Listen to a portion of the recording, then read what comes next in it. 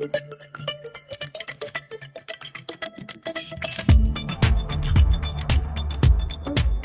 so here you can see something is leaking out of my Rivian pretty badly. Oh, right. I was cleaning out the frunk and testing the drain. Pretty cool that it works. You could have a bunch of ice in here or pretty much anything else. It would store it pretty nicely.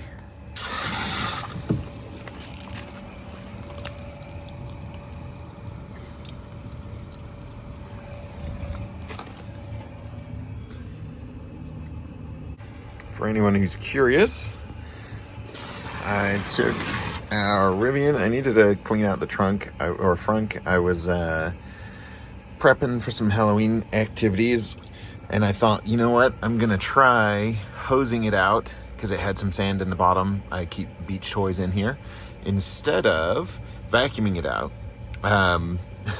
It does work.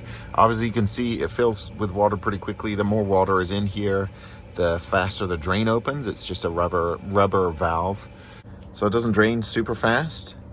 So just FYI, definitely faster to vacuum it out. But if you had it filled with ice or something in here, it would do pretty well. It would keep the ice in for quite a long time. Super cool.